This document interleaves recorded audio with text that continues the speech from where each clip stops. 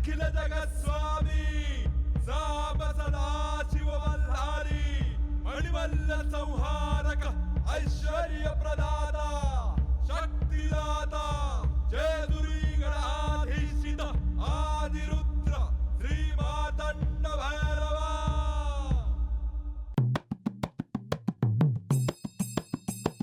जय देवा जय देवा जय देवा जय देवा जय देवा जय शिव मार्तंडा.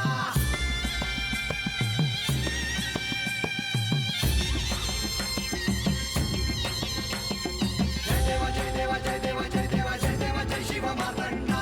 हरिवर्धन मल्हारी तुझी प्रचंडा. अगडदुम नगारा सोन्याची जेजुरी देव गेले जेजुरा निळा घोडा. अगडदुम नगारा सोन्याची जेजुरी देव गेले जेजुरा निळा घोडा. पावने तोडा कमरी कर पटा मिहिर मस्तकी तुरा. खोबऱ्याचा कुटका भंडाऱ्याचा भडका बोल हंकरा सदानंदाचा येळकोट. सदानंदाचा येळकोट. जय देवा जय देवा जय देवा जय देवा जय देवा जय शिव मार्तंडा. जय देवा जय देवा जय देवा जय देवा जय देवा जय शिव मार्तंडा. हरिवर्धन मल्हारी तुझी प्रचंडा. जय देवा जय देवा जय देवा जय देवा जय देवा जय शिव मार्तंडा.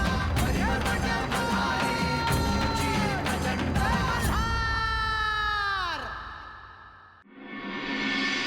देवेंद्र, तुम्हाला काय म्हणायचं आहे हे थेट सांगावं. बानूला श्री लक्ष्मी आणि श्री विष्णूंचे दर्शन झाले, तेही माझ्या आग्रहावरून मी ते घडवून आणले म्हणून.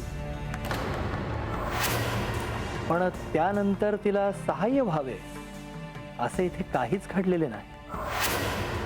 असं तुम्हाला वाटतं? आणि सहाय्य म्हणजे नक्की काय अपेक्षा आहे तुमची? बानू आता जिथे आहे तिथून तिने अधिक पुढे जायला हवे होते, सत्याच्या अधिक समीपतेने जायला हवे होते. आणि आता तर श्री म्हाळसा देवींना देखील आपले आणि लक्ष्मी देवींचे दर्शन घडवण्याचा प्रयत्न होतो आहे. इंद्रदेव, ह्यावर तुम्हाला काही आक्षेप आहे का? नाही देवा, आक्षेप नाही, पण हा बानूवर अन्याय होतोय असे नाही वाटत. आणि शिवाय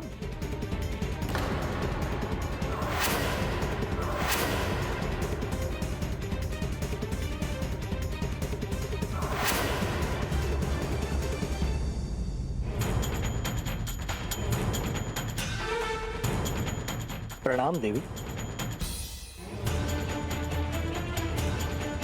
आपण आला आहात असे कळले म्हणून भेटायला आले. तुमच्या संभाषणात मी व्यत्यय तर नाही आणला?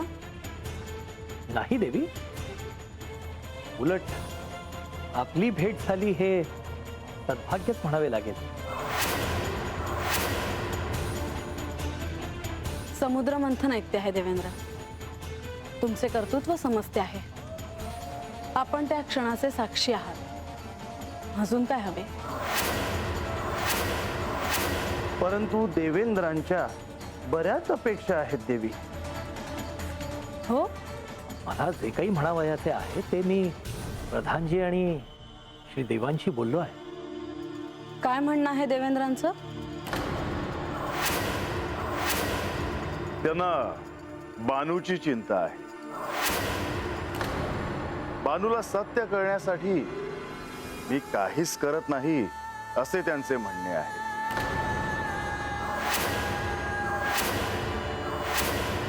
आश्चर्य आहे.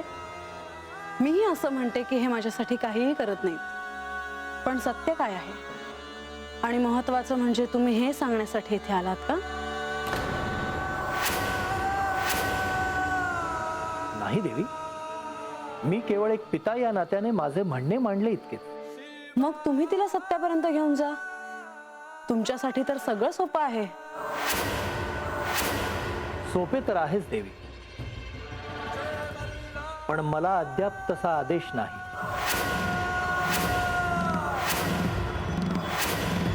मग एक ध्यानात ठेवा देवेंद्र, हा एका अर्थाने माझ्या संसारात हस्तक्षेप आहे आणि तो मी खपवून घेणार नाही.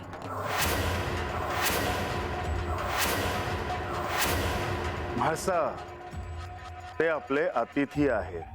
हो, म्हणूनच मी सौम्य शब्दात सांगितले आहे.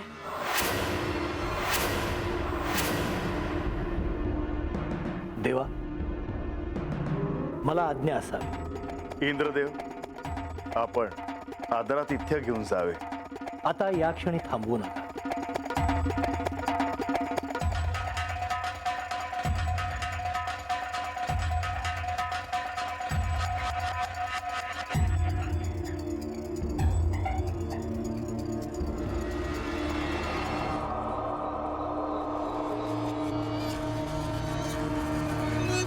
आज मी आले म्हणून हे कारस्थान होण्याआधीच संपले आहे.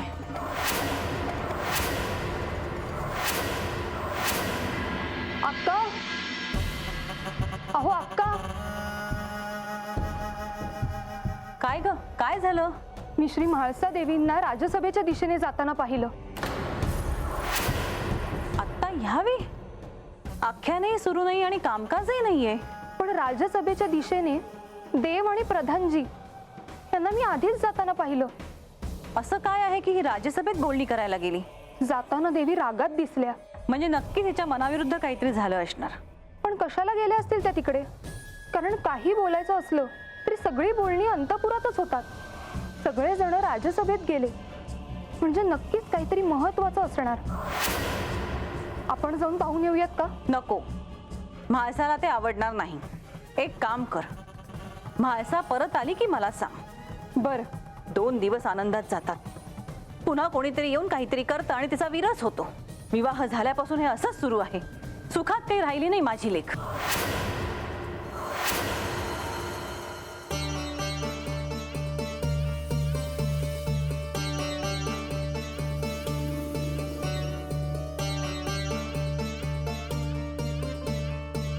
माते, मुनिवर, कसं येणं केलं? मला आपल्याशी थोडं बोलायचं होतं. आसन ग्रहण करावं. आपल्यासमोर मी कसे बसेन?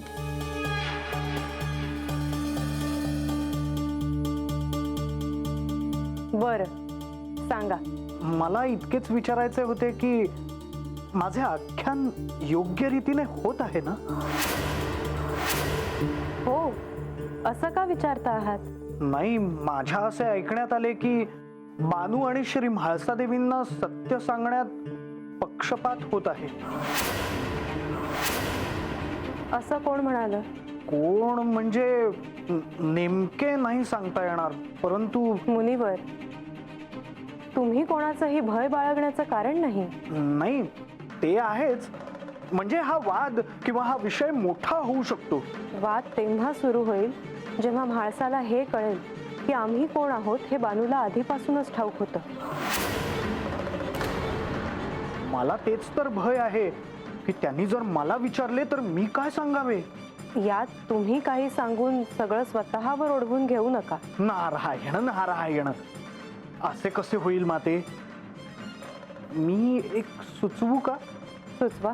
माते, आपण त्यांना भेटून भविष्यात जे घडणार आहे त्यासाठी त्यांची मानसिक तयारी केली तर?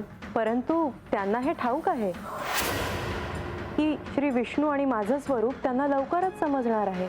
परंतु त्यावर त्यांचा पूर्ण विश्वास नाही.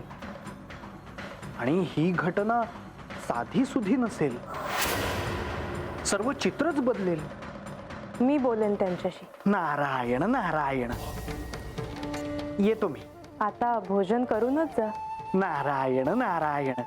माते, आपल्याला नाही म्हणणे अत्यंत अवघड आहे, परंतु मी माझ्या आराध्याच्या निवासस्थानीही अन्न ग्रहण करत नाही. नियम आहे माझा, क्षमा असावी. येतो मी.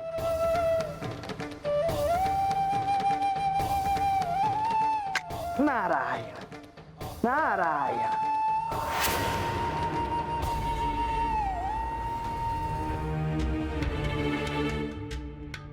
म्हाळसा, तू जे काही वागली आहेस ते मला आवडलेलं नाही. मलाही काही गोष्टी आवडल्या नाहीत. इंद्रदेव आपले अतिथी होते आणि त्यांचा सन्मान राखायला हवा होता. म्हाळसा, तू एक गोष्ट विसरतेस की ते मला भेटायला आले होते आणि मला भेटायला येणारा कोणताही भक्त असो अथवा कोणताही देवता असो, त्यांना आनंदच होईल असे ह्या गडावर घडावे. मग त्यांचा इथे येण्याचा हेतू माझ्या विरुद्ध असला तरी? मी इथे असताना तुझ्या विरुद्ध कोणीही काहीही करणार नाही. तुझ्या हिताच्या आड मी कोणालाही येऊ देणार नाही. मग देवेंद्र इथे काय हेतूने आले होते हे तुम्हाला ठाऊक असूनही तुम्ही त्यांना काही बोलला नाहीत? प्रथम तू इंद्रदेवांना सामान्य समजू नकोस. सर्व देवलोकांचे ते अधिपती आहेत. मी, श्री विष्णू, श्री ब्रह्मदेव यांनी मिळून तो निर्णय घेतला आहे. पंचमहाभूत, नवग्रह, चेताशक्ती या सर्वांचे संचालन त्यांच्याकडे आहे. ती योग्यता त्यांच्यामध्ये आहे म्हणून त्यांच्यावर ते दायित्व सोपवले आहे. आणि अशा इंद्रदेवांचा अपमान ह्या गडावर व्हावा हे मला न पटणारे आहे. तू त्यांचे म्हणणे पूर्णपणे ऐकून घ्यायला हवे होते. काय? की त्या बानूवर अन्याय होतो आहे असं? त्या बानूला कोणीही सहाय्य करत नाही असं? म्हणूनच मी म्हणतोय की तू त्यांचे म्हणणे पूर्णपणे ऐकून घ्यायला हवे होते. मला त्याची आवश्यकता वाटली नाही. जर तुला ऐकून घेण्याचा संयम नव्हता तर तू तिकडे का आलीस?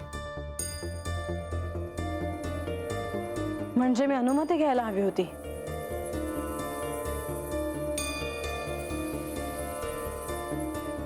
तू तिथे यायला नको होतं. कारण इंद्रदेव ज्या पद्धतीने निघून गेले ते मला आवडलेलं नाही. आम्ही काही बोलत होतो आणि आम्ही त्यातून काही निष्कर्ष काढणार होतो, पण तू आलीस आणि काहीच साध्य झाले नाही. तुम्हाला जर असं वाटत असेल तर क्षमा असावी. पण एक प्रश्न राहतोच. बानूवर अन्याय झाला आहे असं तुम्हाला वाटतं? जे काही घडत आहे त्यात मी हस्तक्षेप करत नाही, पण बानूवर अन्याय होत नाहीये आणि तुझ्यावरही अन्याय होत नाही. जर तुम्ही हस्तक्षेप करत नाही तर देवेंद्र हस्तक्षेप का करतायत? त्यांना माझ्या संसारात लक्ष घालण्याचा अधिकार कोणी दिला? म्हाळसा, इंद्रदेव आणि बानूचे काय ऋणानुबंध आहेत हे तुला ठाऊक आहे. तरीही मला ते चालणार नाही. त्यांनी माझ्या संसारापासून दूर राहावं.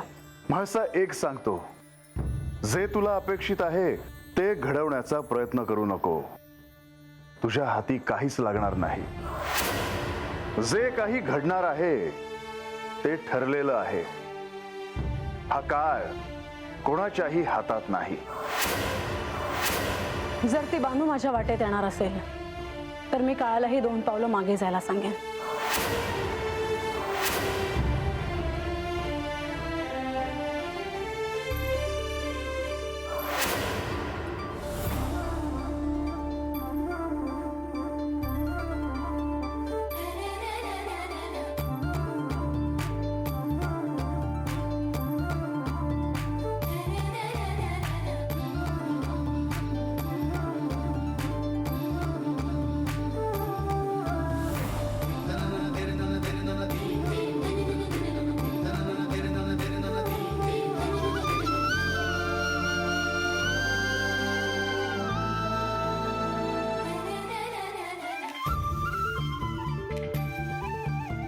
जन्मजन्मीची अशी ही प्रीतीची मधुरागिणी आज अवतरली जणू ती पूर्वीची मनमोहिनी. याही जन्मी पुन्हा परसू दे.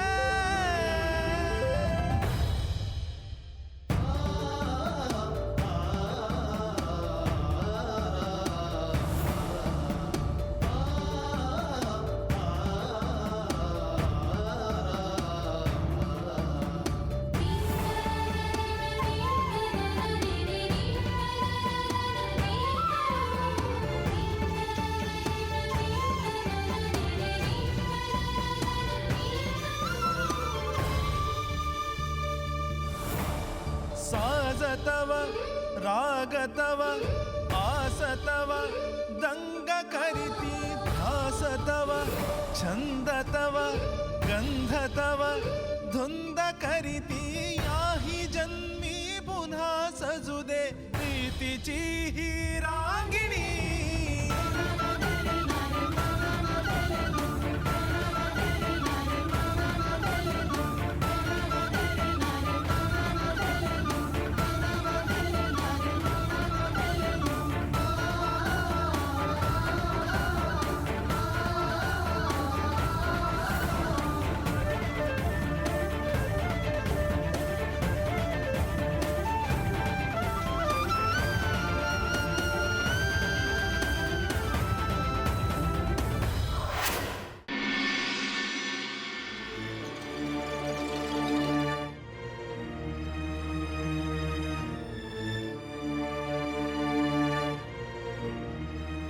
ओम श्री सूर्याय नमः.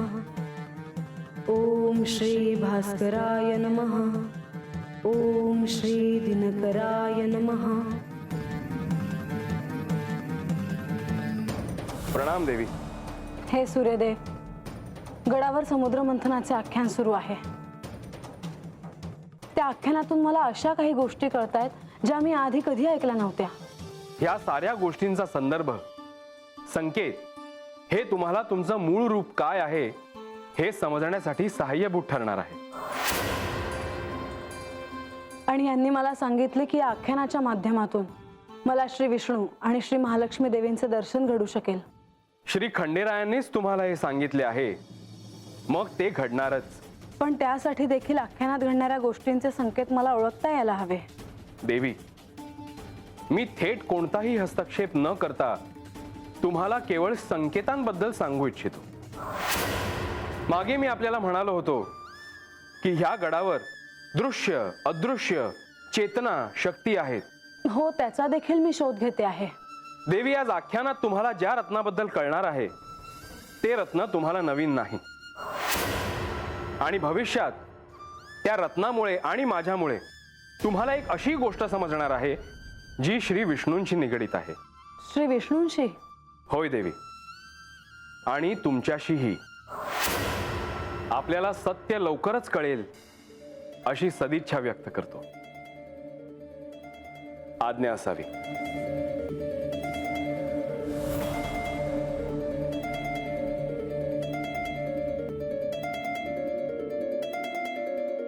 नारायण नारायण. हे प्रभू, या शिवलीलेत आपण माझ्यावर जे दायित्व सोपवले आहे ते मी माझ्या परीने पूर्ण करण्याचा प्रयत्न करतो आहे. आता श्री म्हाळसादेवी आणि बानू यांना त्यांच्या गतजन्माबद्दल लवकरात लवकर स्मरण व्हावे. आज आख्यानाआधी नारद मुनी गडावर आले आहेत. ह्याचा अर्थ नक्कीच त्यांच्या मनात काहीतरी असणार. मुनिवर,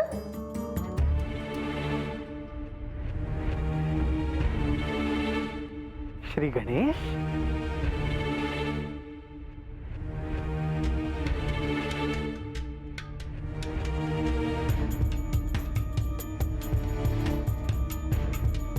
श्री गणेश.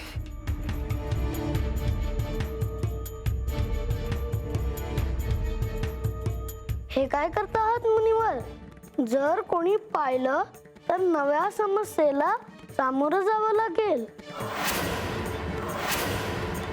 श्री गणेश, आता आणखी कुठली समस्या येऊ देऊ नका. आता कुठले विघ्न आले तर आणखी प्रतीक्षा करावी लागेल. मुनिवर, मी विचारणारच होतो तुम्हाला, कशाबद्दल बोलत आहात तुम्ही आणि कोणत्या विचारात आहात? श्री गणेश, जसे जसे हे समुद्र मंथनाचे आख्यान पुढे चालले आहे तसे तसे आता पुढे काय होणार याची मला चिंता वाटू लागली आहे. चिंता का उत्सुकता? नारायण नारायण. उत्सुकता देखील आहेच, परंतु चिंता देखील आहे. कारण एव्हाना श्री म्हाळसादेवी आणि बानू यांना त्यांच्या मूळ रूपाचे स्मरण व्हायला हवे होते. म्हणजे या साऱ्याला उशीर होतो आहे असे आपल्याला वाटत नाही का? हो, पण ह्यात आपण काय करणार? कारण जे संकेत त्यांना मिळत आहेत त्यांचे संदर्भ त्यांनीच लावणे योग्य आहे. श्री गणेश, मला आणखी एका गोष्टीबद्दल चिंता वाटते आहे. ती कोणती? समुद्र मंथनाच्या आख्यानातून श्री म्हाळसा देवींना श्री विष्णूंच्या स्वरूपाबद्दल कळेल, परंतु त्यांना हे ठाऊक नाही की बानूला हे आधीपासूनच ठाऊक आहे. आणि ते जेव्हा त्यांना कळेल तेव्हा काय होईल हे कसे सांगावे? मातेला तर राग येणारच.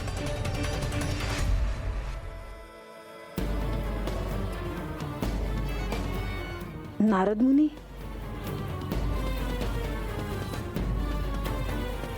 नारद मुनी आज आख्याना आधीच कसे आले आणि ते गणेशशी बोलतायत? आता ते गणेशशी काय बोलत असावेत? तेच, श्री म्हाळसा देवींना राग येणारच. मला राग येईल?